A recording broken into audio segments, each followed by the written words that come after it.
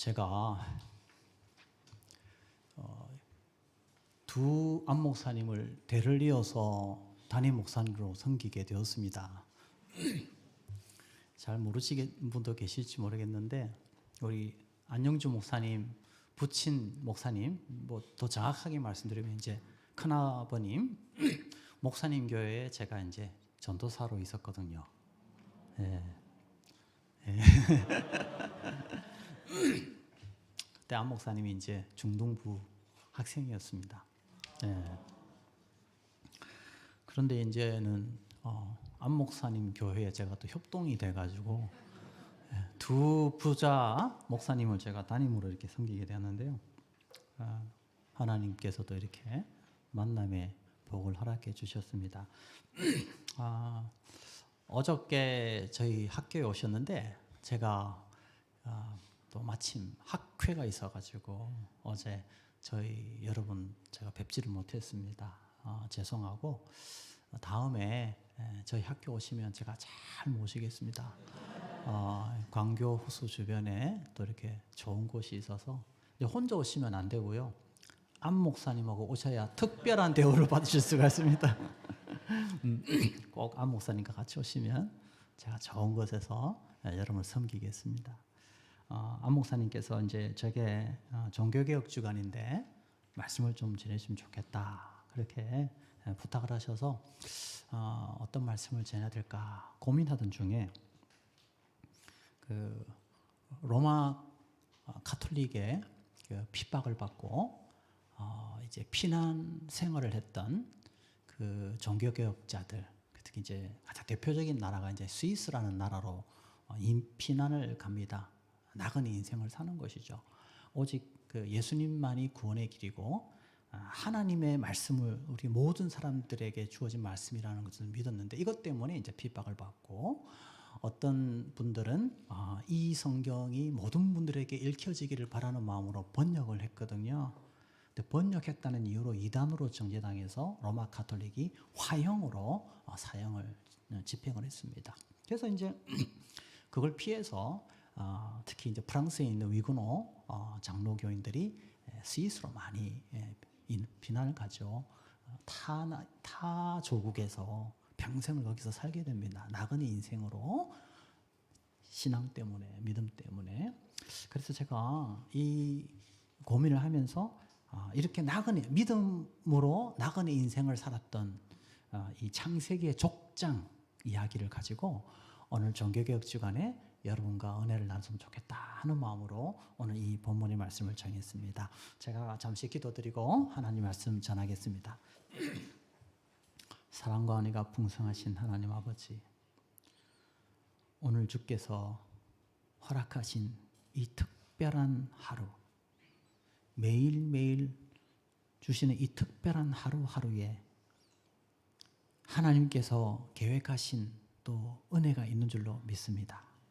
오늘 말씀을 전가하는 종의 인간의 모습은 다 감추어 주시고 오직 주님의 영광만이 드러나며 하나님의 뜻만이 드러나며 하늘로부터 임하는 하늘의 만나만을 누리며 기뻐하고 즐거워하는 복된 천국의 잔치가 되게 하옵소서.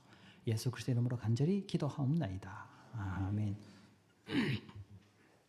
우리 인생은 뭐 여러 모양이 있지만 그 중에 크게 두 가지 모양으로 나누어질 수 있겠습니다. 예를 들면은 처음에는 굉장히 성공적인 인생을 살다가 인생의 말년은 굉장히 비참하게 끝나는 인생입니다. 예를 들면 뭐 최근에 뭐 한국의 대표적인 그런 기업들 보면 아주 뭐 성공했다가 나중에는 자녀들끼리 서로 이렇게 또 소송 걸리고 그냥 아주 이렇게 참 불행하게 고통당하는 그런 가정들을 봅니다. 반대로 처음에는 실패한 인생을 살다가 말년에는 굉장히 아름다운 그런 삶으로 그렇게 마무리하는 인생도 있습니다. 예를 들면 미국의 찰스 콜슨이라는 그런 사람이 있는데요. 이 사람은 미국 닉슨 대통령의 특별 보좌관이었습니다. 어떻게 보면 지금 뭐 거의 오른팔이었죠. 대통령 오른팔이었는데 대통령 선거하면서 이렇게 불법 도청 이렇게 주도했다는 그런 혐의를 받고 감옥에 수감이 됩니다. 그 유명한 워터게이트 사건이죠. 근데 이분이 여기서 이제 회심을 하게 됩니다. 인생으로 보면 굉장히 나락으로 떨어진 겁니다. 최고의 권력의 자리에 있다가 가장 비참한 그런 인생의 나락으로 떨어지게 되는데 거기서 회심을 하게 되고 예수님을 믿게 되고 그래서 형을 다 살고 나와서 이분이 이제는 정치를 그만두고 뭘 했냐면은 그렇다고 이제 정치하지 말라는 이야기 아닙니다. 오해하지 마시고. 근데 이분이 교도소 선교회를 그렇게 창립을 해서 교도소에서 복음을 전하는 그 사명을 감당하게 돼요. 그래서 이분이 쓴 책들 중에서 회심하고 난 다음에 쓴 책들이 훨씬 더 영향력이 있고 제가 청년 때 이 찰스 콜슨이 쓴 책을 읽고 상당히 기독교에서 굉장히 비판의식을 가지고 있다가 많이 기독교로 돌아오게 되는 계기가 찰스 콜슨의 책들이었습니다. 특히 지성인들에게 굉장히 어필하는 책을 많이 썼어요. 성경에 나타난 신앙의 인물들도 이렇게 두 가지의 유형으로 나누어 볼 수 있겠습니다. 처음에는 굉장히 성공적인 신앙의 삶을 살다가 신앙의 말년에는 하나님의 하나님을 기쁘시게 하지 못하는 모습을 보여주면서 마감하는 인생이 있습니다. 여러분 가장 대표적인 사람이 누구입니까?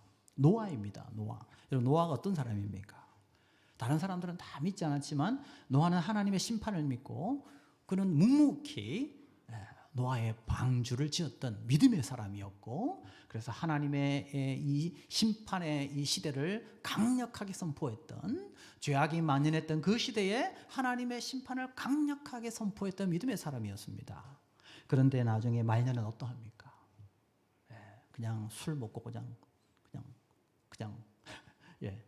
옷도 그냥 다 벗어 던진 채로 자식들에게 부끄러운 모습을 보이고 있는 이 노아의 모습을 봅니다.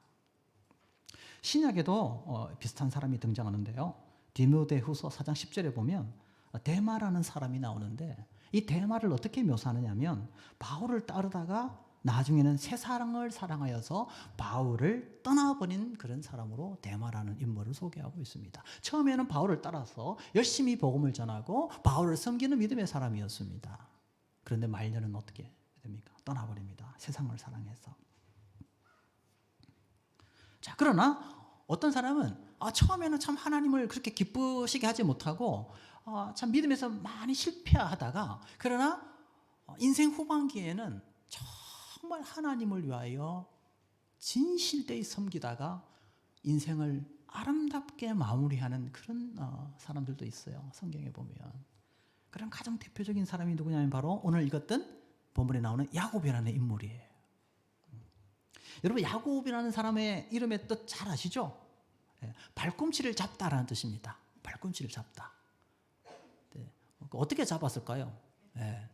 다른 사람의 발꿈치를 잡아 채는 겁니다.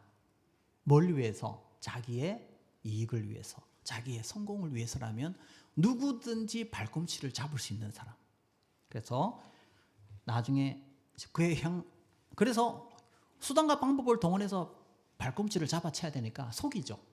그래서 야곱의 또 다른 이름은 별명은 속이는 자라는 뜻입니다. 그래서 형의 장자권을 낚아채기 위해서 속입니다. 그리고 그의 외삼촌도 속입니다. 외삼촌이 속이니까 그래? 그럼 나도 속이지? 속입니다. 그래서 그의 인생은 속여서 자기 이익을 위하여 낚아채는 사람이었죠. 자, 그런데 여러분 야곱의 이런 속이는 인생의 결과는 어떠합니까? 아이러니하게도 그의 형 에서를 속인 대가는 굉장히 고통스럽습니다. 왜냐하면 형을 떠나게 됩니다. 근데 여러분 형을 떠난다는 것은 무엇을 의미합니까? 부모와의 이별입니다.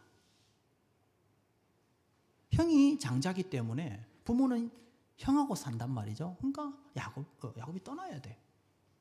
그런데 여러분 성경을 읽어보시면 야곱이 떠난 다음에 그의 어머니를 다시는 만나지 못합니다. 이게 무엇을 의미할까요, 여러분?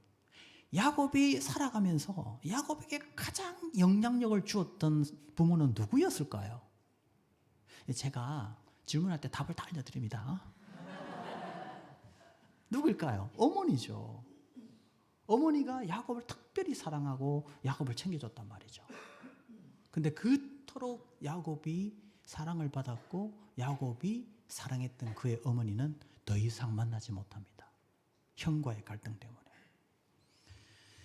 여러분 또 외삼촌을 속여서 오히려 재산을 많이 불리잖아요. 그죠? 그런데 그 결과가 뭘까요?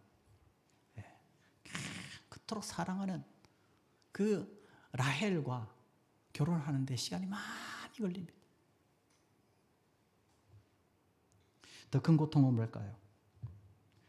그가 그토록 사랑했던 그 아내의 아들, 그 요셉을 곁에 두지 못하고 죽은 자식으로 여기며 가슴에 품고 살아야 했던 인생을 생각해 보십시오, 여러분. 세상적으로 보면 성공했지 않습니까? 많이 가지지 않았습니까? 어떻게 보면 그런데 가장 고통스럽고 힘든 인생을 살았던 자가 바로 야곱입니다. 밤새도록 그는 외로웠을 것이에요. 그죠? 그토록 사랑했던 그 라헬은 죽어버리고 그 라헬에게서 낳은 자식은 또 그냥 죽었다고 생각하고 살아야 하는 그 인생을 한번 생각해 보십시오. 돈이 있으면 뭘 하겠습니까? 물론 뭐 돈 버는 그래도 돈이 있어야 저로 생각할지 모르겠죠. 그 야곱의 입장을 생각해 보십시오. 그게 돈으로 환산할 수 없잖아요. 자, 그런데 이것이 야곱의 인생의 마지막은 아니었습니다. 이게 중요합니다. 야곱은 이스라엘인 고통 속에서도 나중에는 결국 요셉을 만나게 되고 그리고 그의 마지막의 인생은 하나님의 큰 복으로 하나님께서 야곱의 인생을 채워주시는데요. 창세기 47장 27, 28절을 다 같이 한번 읽어보겠습니다. 하나님이 어떻게 야곱의 인생의 말년에 큰 복으로 채워주시는지 같이 한번 읽어볼게요. 시작. 이스라엘 족속이 애굽 고센 땅에 거주하며 거기서 생업을 얻어 생육하고 번성하였더라. 야곱이 애굽 땅에 17년을 거주하였으니 그의 나이가 147세라. 여러분, 야곱이 드디어 그 아들을 만나게 돼요. 그리고 기근이 있지만 하나님께서 그의 아들 요셉을 통해 가지고, 그죠? 야곱이 요셉을 만나고 그 요셉의 지혜로 풍족함을 누리게 됩니다. 애굽에서. 근데 얼마나 그 풍족함을 누리게 됩니까? 17년의 복을 누리게 됩니다. 얼마나 큰 복을 주었습니까? 여러분 그 요즘 또 이렇게 김형석 교수님, 그죠? 많이 강연 나오지 않습니까? 그죠? 인생의 전성기는 후반부에 있다. 그렇죠? 저는 그렇게 보면 많이 아이죠, 그죠? 한 70세부터 전성기가 시작된대요. 네. 야곱의 인생도 이 말년에 엄청난 복을 받았습니다. 할렐루야. 여러분 여기에 계신 분 혹시 좀 나이 드신 분들 있잖아요. 힘을 내셔야 돼요. 여러분의 전성기는 아직 오지 않았어요. 이 70세 넘으신 분 계셔요? 이제 전성기가 시작되는 거예요. 믿습니까? 네, 별로 이렇게 강하게 안 하시면. 자, 그런데 여러분, 야곱의 신앙의 하이라이트 진수는 특별히 야곱의 그 신앙의 참된 가치는 그의 유언에서 나타납니다. 근데 대부분 우리가 성경을 읽을 때 야곱의 인생의 말년에 가장 가치 있는 신앙의 유산을 종종 우리는 놓칩니다. 야곱이 남겼던 가장 거룩한 야곱의 유산은 무엇일까? 그것은 야곱이 마지막 숨을 거둘 때에 남깁니다. 그러면 야곱이 숨을 거둘 때 남겼던 가장 거룩한 유산, 그것은 무엇일까? 그 유언 속에 야곱은 그의 일생의 가장 간절한 소망을 거기에 남겨둡니다. 야곱의 인생 통틀어서 그가 제일 원했던 것,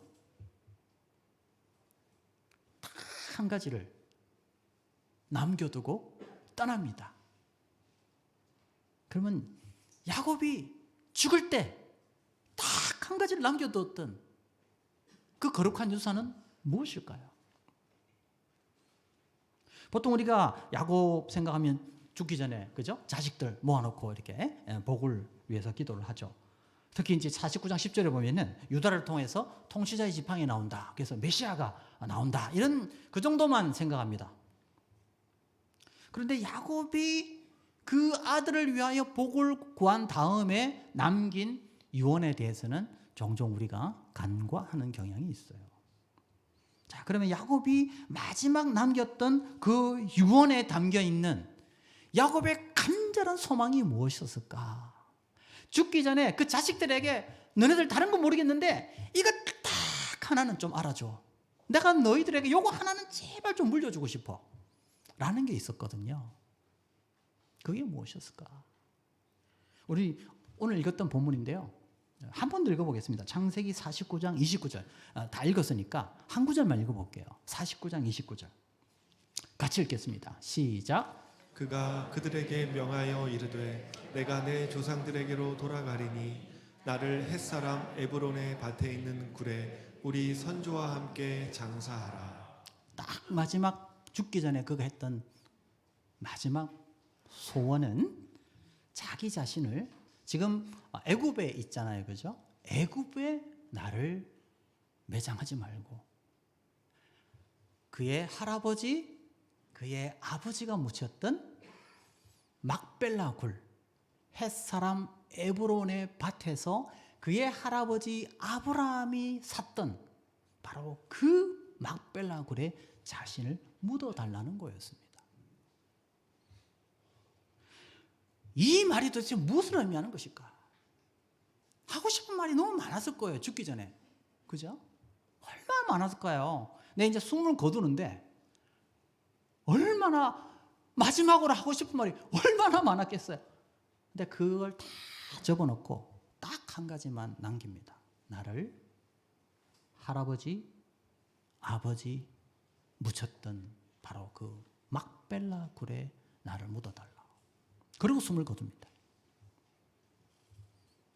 자, 그러면요, 이 막벨라 굴이 어떤 의미가 있는지, 왜 이 막벨라 굴이 그토록 중요한지를 아셔야 돼요. 야곱이 죽을 때 왜 이 막벨라 굴이 그토록 중요했는가를 알아야 돼요. 그런데 이 막벨라 굴을 누가 샀느냐 하면 야곱의 할아버지가 샀어요. 누굽니까? 아브라함이에요. 이 정도는 어렵지 않으시죠? 답을 안 알려주셔도. 네. 그럼 아브라함은 왜 이 막벨라 굴을 샀을까? 아브라함도요, 인생의 전반부와 후반부가 나눠지는데 인생의 전반부는 사실은 믿음이 없는 아브라함의 모습을 보입니다. 아내를 누이로 속이기도 하고, 그렇죠? 비겁하게. 그리고 하나님의 약속을 믿지 못해가지고 그냥 하갈을 통해가지고 이스마엘을 낳기도 합니다. 그러나 아브라함의 인생의 후반부는 믿음의 아브라함으로 전환이 됩니다. 그래서 끝까지 약속을 믿으면서 이제는 이삭을 또 탄생을 목적을 하고, 그리고 이삭을 바치라는 하나님의 그 시험도 통과합니다. 근데 종종 우리가 아브라함의 그 인생의 마지막에 아브라함이 했던 믿음의 아주 그 핵심적인 그 행위가 있어요. 아브라함의 믿음의 모습이 있어요. 그걸 우리가 종종 간구하는데 그게 뭐냐면 막벨라 굴을 햇사람 에브론으로부터 구입한 일입니다. 아브라함은 왜 이 막벨라 굴을 구입하게 됐냐면 창세기 23장 1절에 보면 그의 아내 사라가 127세에 가나안 땅 헤브론에서 사망하게 됩니다. 자, 그러니까 아브라함이 이제 어떻게 해요? 이 아내를 이제는 이제 장사를 지내야 되는데 문제가 뭘까요? 아브라함의 신분이 뭘까요? 나그네예요. 나그네. 하나님께서 저 가나안 땅을 너에게 주겠다 해서 가나안 땅으로 갔는데 안 주셔요, 아직까지. 법적으로 내 등기되어 있는 소유지가 하나도 없는 거예요. 근데 문제는 뭡니까? 아내를 지금 어떻게 해요? 장사 지내야 돼. 근데 내 소유로 되어 있는 땅이 한 평도 없어요. 그래서 이제 이 아내를 묻을 수 있는 땅을 얻기 위해서 햇사람 에브론에게 갑니다. 막벨라 굴의 주인이에요. 그래서 이거를 나에게 좀 팔라 하니까 그때 당시 헷 족속하고 아브라함하고는 관계가 나쁘지 않았어요.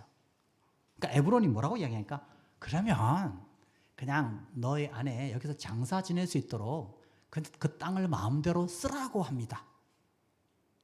자, 그런데 아브라함은 아니요, 사고 싶습니다. 그렇게 이야기합니다. 왜 그랬을까요? 생각해 보십시오.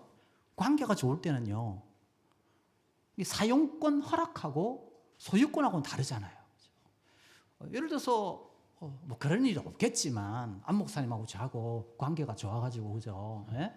뭐 이렇게 내 차가 있는데 안 목사 마음대로 써 하다가도 갑자기 내가 사정이 있어가지고 안 목사 미안해, 내가 지금 이 차를 이제는 안 목사 할 수가 없어, 이랬다면 사용 못하는 거잖아요. 소유권이라는 게 그런 거거든요. 장담할 수 없는 거예요. 지금은 아내를 여기에 매장했어요. 근데 어느 날 갑자기 해족속이 옮겨. 그럼 어떡하냐 이거죠. 근데 문제는 아브라함은 어떤 인생이라고요? 나그네. 그럼 또 다른 곳으로 갈 수가 있잖아요. 그러면 나중에는 이 아내의 이 무덤이 거기에 계속 있을 거라는 보장이 없는 겁니다. 그래서 아브라함은 끝까지 아니요, 그 땅을 나에게 파세요. 그렇게 합니다. 자, 그런데 팔라고 할 때 어떻게 제안하느냐 아브라함이? 창세기 23장 9절을 한번 보겠습니다. 창세기 23장 9절 본문을 한번 올려주시면 같이 한번 읽어보겠습니다. 시작. 그가 그의 밭무리에 있는 그의 막벨라 굴을 내게 주도록 하되 충분한 대가를 받고 그 굴을 내게 주어 당신들 중에서 매장할 소유지가 소유지가 되게 되게 하라. 하기를 원하노라 하매. 하매. 여기에요, 아브라함이 에브론에게 뭘 제안하냐면 충분한 대가란 말을 써요. 이게 충분한 대가란 말이 카세프 말라는 히브리어인데요, 이게 무슨 뜻이냐면은 영어로는 full이라고, 그러니까 파는 사람이 최대로 가격 최대로 부르고 싶은 가격대로 부르라. 그럼 내가 그 가격을 지불하겠다는 것이죠. 얼마를 불렀느냐 하면 에브론이 막벨라 굴의 가격을 은 400세겔을 부릅니다. 창세기 23장 16절에 보면 은 400. 자, 이 은 400세겔이 어느 정도 가치가 되는가 하면 화면을 한번 보여주시면 은 1세겔이 11g이에요 대략. 그러면 은 400세겔이라 그러면 4.4kg입니다. 근데 이게 400세겔이 가격이 어느 정도 되는지 모르겠죠. 비교를 좀 해야 되는데 예레미야가 아나돗에 땅을 구입한 그 가격이 은 17세겔이에요. 네, 17세겔. 그 다음에 다윗이 아라우나 타작마당을 구입할 때도 은 50세겔을. 근데 이게 여러분 막벨라 굴 해봤자 얼마 되겠어요? 많이 쳐줘도 제 생각에 한 10세겔 정도? 근데 얼마를 불렀다는 겁니까? 400세겔. 이거는 어마어마한 가격을 부른 거예요. 한 1,000만 원 하면 그냥 뭐 수십억을 부른 겁니다. 뭐 수백억이 될 수 있을 정도로 비교하면. 이것은 상식적이지가 않죠. 보통 우리가 흥정을 할 때 어떤 게 상식적인 겁니까? 사는 사람은 싸게, 파는 사람은 비싸게. 이게 흥정이잖아요. 저도 남대문에 옛날에 이 가방 사러 간 적이 있었는데 아는 지인이 가면 많이 처음부터 많이 깎아야 된다고. 그쪽에서 아주 높은 가격으로 부를 수 있으니까 나보더라고요. 전사님은 아주. 그래서 가니까 뭐 20만 원 걸리겠죠. 10만 원 그렇게 했어요. 그래서 그거 너무하다고. 그래서 막 밀당을 하면서 제 기억으로는 12만 원이 같은 거기서 이렇게 산 적이 있습니다. 당연하죠. 파시는 분도 이윤을 남기는 게 당연한 거 아닌가요? 누가 장사하는데, 그죠? 그렇게 하진 않죠. 사는 사람도 마찬가지고. 근데 여기는 그렇지 않았어요. 아브라함은 그냥 그 부르는 그 엄청난 가격을 다 지불했다는 겁니다. 왜 아브라함은 흥정도 하지 않고 막벨라 굴을 이 막대한 돈을 들여서 막벨라 굴을 구입한 것일까요? 그것은 아브라함 인생에 있어서 이 막벨라 굴이 그의 유일한 첫 가나안 땅, 하나님이 약속하신 그 땅의 첫 번째 소유지였기 때문입니다. 하나님의 약속 때문이었습니다. 지금은 이 막벨라 굴, 조그마한 이 굴, 이거 하나만 나의 것이겠지만 언젠가는 하나님께서 이 가나안 땅 전체를 나의 후손들에게 주실 것이다. 이 믿음으로 그 막벨라 굴을 구입한 것입니다. 할렐루야. 그래서 아브라함에게는 그 은 400세겔이 하나도 아깝지 않았던 것이에요.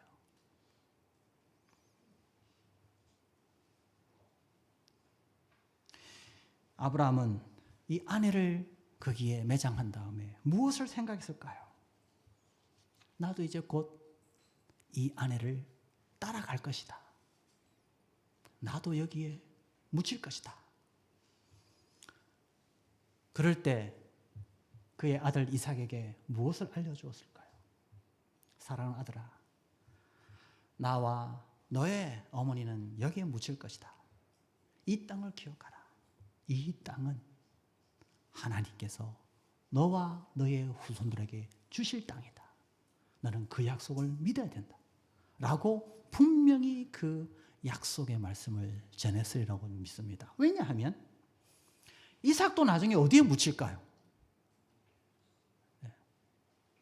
제가 질문할 때 답이 다 나오죠, 그죠? 막벨라 굴에 여기에 묻혀요.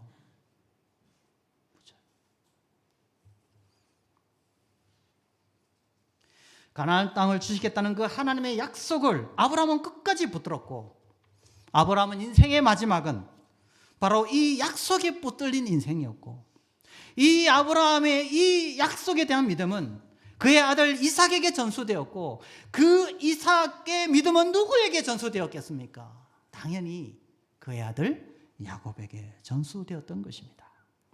야곱은 비록 이 애굽에서 숨을 거두겠지만 언젠가 하나님은 할아버지와 그의 아버지에게 주었던 그 약속이 반드시 그의 후손들을 통해서 이루어질 것이라는 그 믿음 하나만을 붙들고 야곱은 숨을 거두었던 것입니다. 그래서 히브리서 저자는 11장 8절에서 10절에 아브라함, 이삭, 야곱의 인생을 딱 하나의 단어로 설명합니다. 믿음. 어떤 믿음일까요? 하나님의 나라를 소망했던 믿음. 이걸 좀 더 다른 말하면 영적인 유산, 거룩한 유산을 물려준 겁니다. 한번 같이 읽어볼까요? 네. 다 같이 읽겠습니다. 시작. 믿음으로 아브라함은 부르심을 받았을 때에 순종하여 장래의 유업으로 받을 때에 나아갈새 갈 바를 알지 못하고 나아갔으며 믿음으로 그가 이방의 땅에 있는 것 같이 약속의 땅에 거류하여 동일한 약속을 유업으로 함께 받은 이삭 및 야곱과 더불어 장막에 거하였으니 이는 그가 하나님이 계획하시고 지으실 터가 있는 성을 바랐습니다. 아멘. 영원한 하나님의 나라를 바라보았던 것입니다. 그리고 지금은 약속의 땅, 약속만 한 땅이지만 이 땅에 하나님의 나라가 세워질 것이라는 믿음을 바라보았던 것입니다. 그렇습니다, 여러분. 그 믿음으로 살아가는 것, 그게 바로 하나님 나라의 백성입니다. 여러분, 그래서 종교개혁 주간 아닙니까? 아마 화형당해서 죽는 사람은, 죽었던 그 종교개혁자들은 그 시대에는 그들이 꿈꾸었던 하나님 나라가 이루어지지 못했습니다. 성경을 번역하다가 화형당해 죽습니다. 윌리엄 틴델 같은 사람은 영국의 옥스퍼드 출신의 뛰어난 석학이었으나 로마 교황청이 금지했던 성경을 번역했다는 이유만으로 화형을 당해서 죽습니다. 그러나 그는 무엇을 꿈꾸었을까요? 죽을 때, 화형당해 죽을 때. 내가 번역한 이 성경이 언젠가는 많은 이들에게 읽혀질 것이라는 그 소망을 바라보고 죽은 거예요. 그거 남겨준 거예요. 그가 남긴 거. 근데 지금 어떻습니까? 전 세계에 수많은 사람들이 그가 남긴 그 번역의 그 영향으로 우리가 지금 성경을 읽고 있지 않습니까? 하나님의 약속은 반드시 이루어지는 줄로 믿습니다. 그 약속을 바라보는 것입니다. 그래서 야곱은 죽을 때 딱 하나만 바라보았습니다. 딱 하나만 붙들었습니다. 무엇을 붙들었습니까? 하나님의 나라의 약속. 하나님의 약속. 그의 후손들에게도 요셉아, 하나님 나라는 말을 갈망해야 된다. 하나님의 약속만은 바라보자. 하나님께서 너의 인생을 반드시 축복해 주실 것이다. 책임져 주실 것이다. 그러니 다른 거 바라보지 말고 하나님의 나라의 영광만을 바라보라고. 그래서 그 약속만 남기고 죽은 겁니다. 사랑하는 하나드린 교회 성도 여러분, 우리도 인생을 살다 보면, 특히 신앙생활 하다 보면 제일 많이 듣는 이야기가 뭐예요? 하나님 나라와 그의 의를 구하라. 자꾸 그렇게 하죠. 우리 안 목사님도 계속 그죠? 믿음이 있을 때는 참 좋은데 어떨 때는 좀 짜증 날 때가 있어요. 또 뭐 하라고 하고 뭐 하라고 그러고 또 봉사하라고 그러고 어떨 때는 그죠? 야, 우리의 재성을 가지고 있는 존재라. 때로는 그 말씀이 우리에게 잘 들려오지 않을 때가 있어요. 근데 하나님 나라보다는 어떨 때는 참 세상의 것이 더 달콤할 때가 있습니다. 자, 근데 왜 우리가 이렇게 하나님 나라를 갈망하지 못하고 세상의 것을 바라보게 될까요? 물론 여러 가지 이유가 있겠지만 가장 큰 이유 중에 하나는 우리의 인생이 결국 죽음으로 끝난다는 것. 우리의 인생이 영원하지 않다는 것을 자꾸 잊어버리는 것. 누가 자꾸 잊어버리게 만들까요? 마귀가 자꾸 우리의 이 죽음으로 끝나는 인생임을 자꾸 잊어버리게 합니다. 그래서 영원하지 않는 걸 자꾸 붙들게 만들어요. 마귀는 속는 거죠. 오늘이라도 하나님이 우리를 부르시면 떠나야 하는 인생임을 자꾸 잊어갑니다. 제가 20년 전에 박사 과정 중에 저하고 친했던 그 친구가 있는데 일본 여자랑 결혼을 해서 나고야에 지금 살고 있어요. 그래서 이제 어쩌다가 연락이 돼서 너무 보고 싶기도 하고 그래서 나고야라는 곳에 한번 가보자. 그래서 이제 저희 아내에게 한번 가볼까 그러니까 좋다고. 우리 아들들도 이제 부모님하고 가기 싫어하거든요. 근데 이제 갈래? 그런데 뭐 시큰둥하는 거예요. 그래서 조건이 뭐 맛있는 거 사주면 딱 그러더라고요. 그래서 알겠다. 그래서 언제는 니네들 원하는 사 먹고 해주겠다. 그런데 비행기를 타고 나고야를 가는데 아주 그 큰 낭기류를 만나게 됐어요. 그래서 갑자기 한 그 5m씩 계속 수직 낙하를 계속하는 거야. 계속. 다들 소리 지르고 방송도 나오고 어떤 분은 화장실에 있다가 낭기류를 당해가지고 머리에 깨져서 피가 났어. 이게 잠시 그러는 게 아니고 계속 떨어지는 거야. 이렇게 떨어졌다가 또 떨어지고 이러니까 뭘 생각했겠습니까? 그래서 이제 옆에 우리 아내하고 아들 둘하고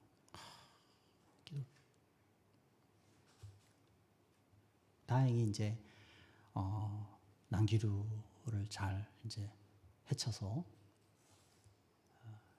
도착을 했는데 나중에 큰아들한테 물었어요. 너 그때 뭐 했냐?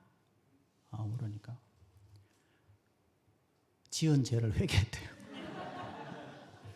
갑자기 제가 막 생각이 나더라고요. 이제 끝나는데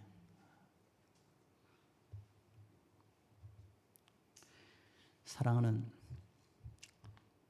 하나드린 교회 성도 여러분, 여러분은 여러분 자식들에게 어떤 부모님으로 기억되기를 원하십니까?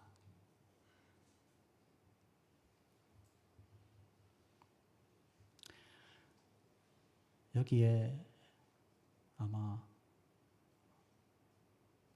아마 부모님이 믿지 않고 아마 자식들이 먼저 믿는 분이 계실 거예요. 여러분은 그럼 여러분의 부모님에게, 믿지 않는 부모님에게 어떤 자식으로 기억되기를 원하십니까?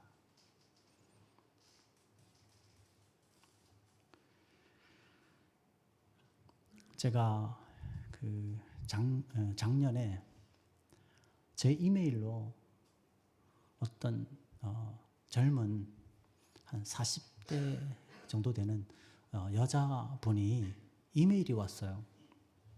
그래서 자기를 이렇게 소개하는데 전혀 기억이 나지 않아서 좀 더 자세히 이제 이메일을 주고받았는데, 제가 유학 시절에 청년부를 지도할 때 여자 청년이었던 거예요. 근데 한 20년이 넘어버렸으니까. 그래서 반가워서, 저는 잘 모르겠는데 제가 어디 신문에 나왔나 봐요. 그런 기억도 없는데, 근데 얼굴을 보니까 너무 반가워서 저희 학교에 전화하니까 이제 개인정보 때문에 전화번호를 알려줄 수 없다 그래서 이메일이 온 거죠.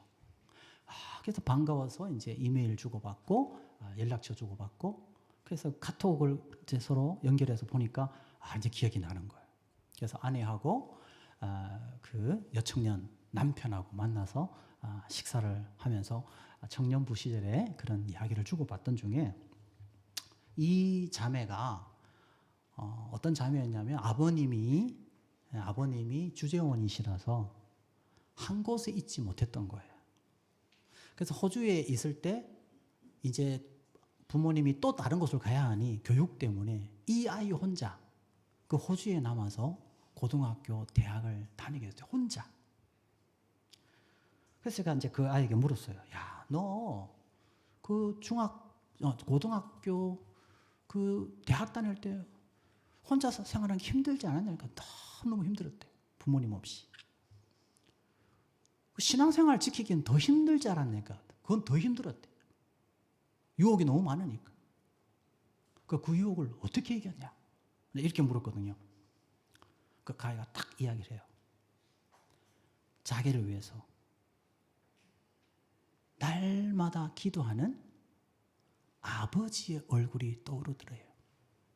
제일 힘들 때, 가장 큰 유혹을 받을 때, 그때마다 누구의 얼굴이 떠오르냐면 기도하는 아버지의 모습이 떠오르더라는 겁니다.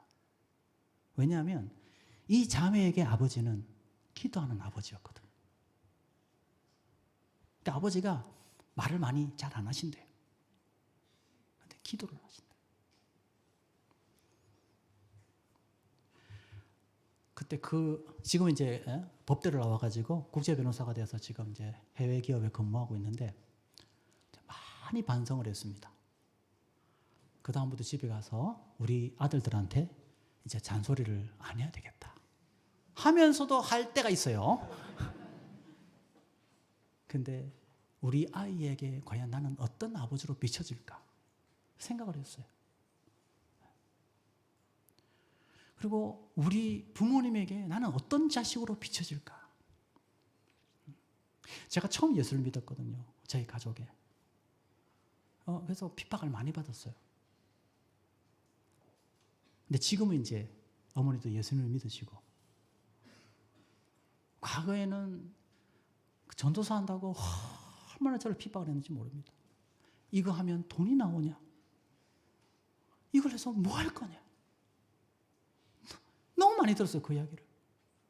나도 몰라요. 제가 아내를 만났는데 저희 장모님은 그때 안 믿으셨어요. 장모님이. 근데 그 귀한 딸이 목사 후보생, 목사가 될 사람하고 결혼하겠다고 하니까 잠을 못 주무시는 거예요. 왜? 안 믿으시니까 당연하죠. 승려하고 결혼하는 것처럼 보이는 거예요.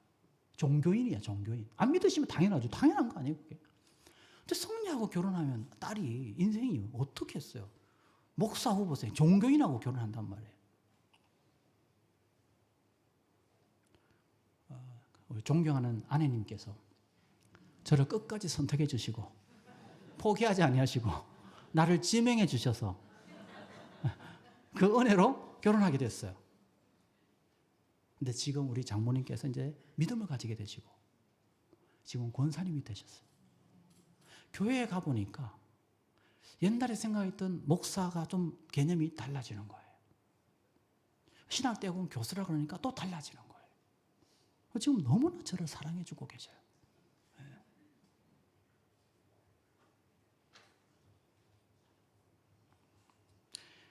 예수님께서는 승천하시기에 앞서서 그의 제자들에게 딱 한 가지 말씀을 남기시고 승천하십니다. 주님을 모르는 이들에게, 복음을 모르는 이들에게,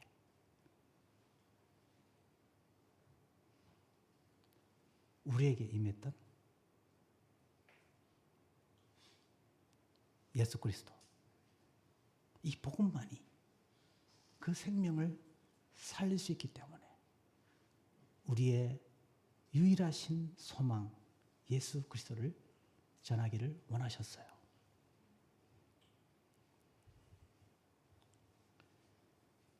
하나드림교회가 야곱처럼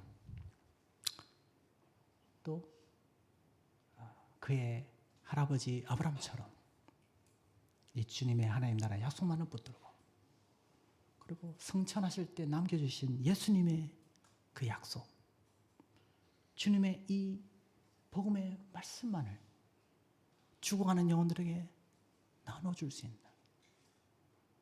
여러분 자녀들에게 다른 건 다 몰라도 여러분에게 찾아오신 주님의 그 사랑,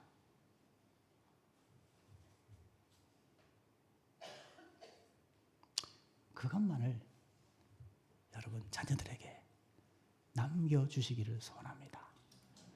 가장 거룩한 그 유산을 남겨주시는 여러분 되시기를 바랍니다. 그래서 다른 건 다 못해도 어떻게 완벽히 다 할 수 있어요.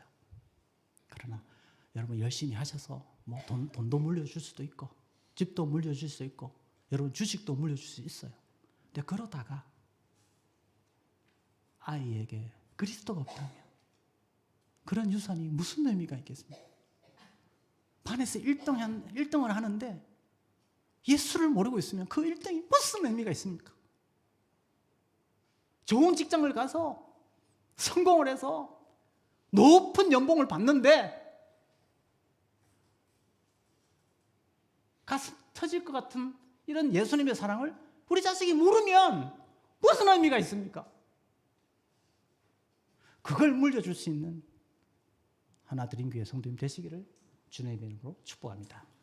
우리 복음 찬양, 우리 내 아버지 그 품 안에서 그죠? 하나님의 약속 바라보고 내 뜻보다 크고 높으신 하나님의 그 약속을 같이 찬양하고 우리 사회자님 기도해 주시겠습니다.